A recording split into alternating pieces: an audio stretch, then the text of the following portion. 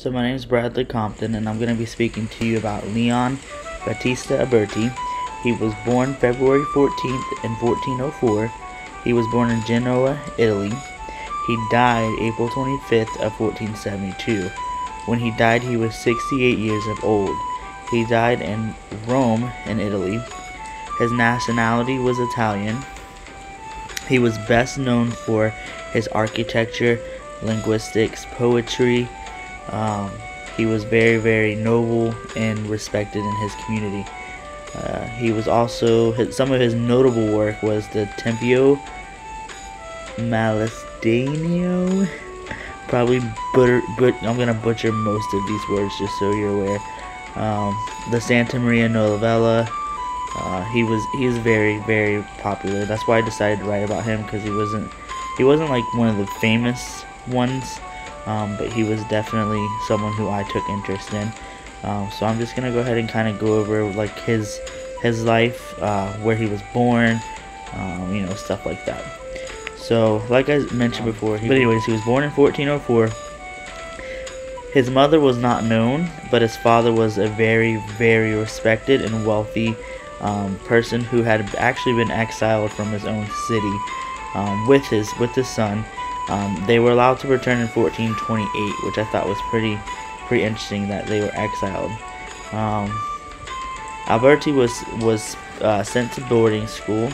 He studied law in Bologna, which I know that's not how you say it. It's embarrassing, but my life has been hectic, so I haven't had time to research a lot. So he lived most of his time in Florence. He traveled to Rome in 1431. He took holy orders when he entered the service of the papal court. So he went to the papal court. Again, sorry about the pronunciation of words. So during his time there, he studied some ancient ruins.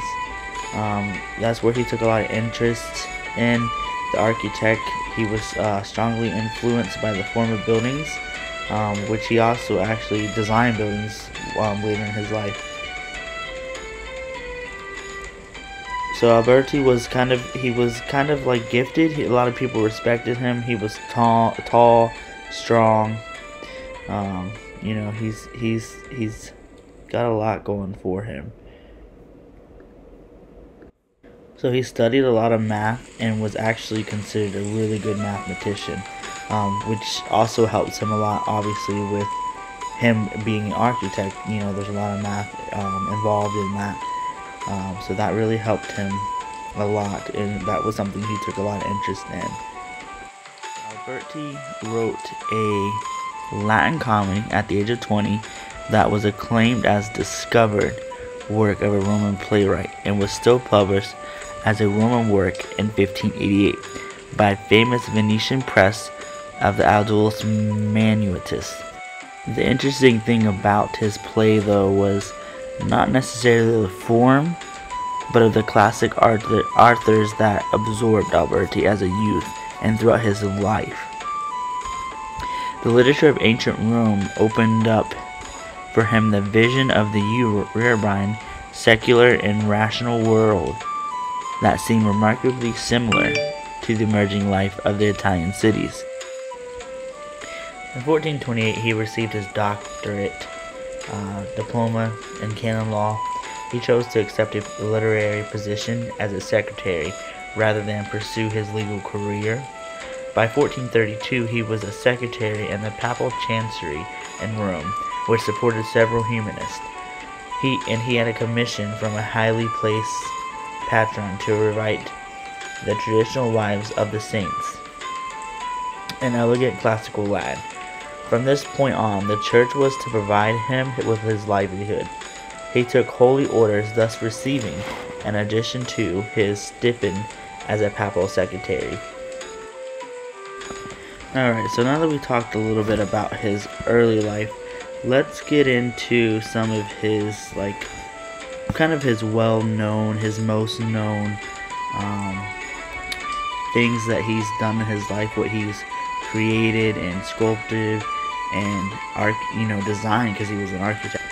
So I included some of one of the buildings that he actually design he was as an architect. It was his first major one. It was in 1446. The building itself is called the Ruscelli Palace, and it's in Florence. Looking at it, to me, I know this isn't very, gratifying or anything like that to me. At first, that's how I thought.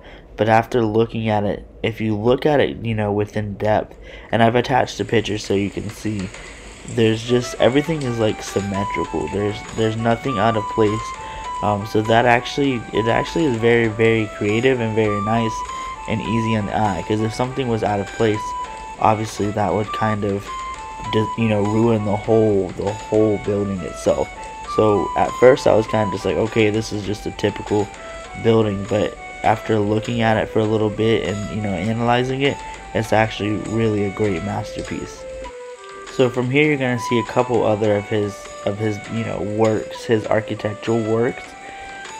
One being the facade of the Saint Andrea. It was actually built after his death, but it was his design. The next would be the altered and unfinished San Sebastiano. After that, I'm gonna display the Tempio, and then one of the ones that I like the most is the Santa Maria Novella. If you look at it, it's just, I don't know, there's something about it that's it just looks like a building that you would see when visiting Spain. So I don't know, it's just very, very beautiful. The scrolls, it's very pleasing. I thank you for joining me in this video. It's been very interesting. It's my first time creating a video, so I know there's a lot of need for improvement, but this was actually really, really interesting, and I'm thankful for this class. Thanks so much. Have a great day. Signing out, Bradley.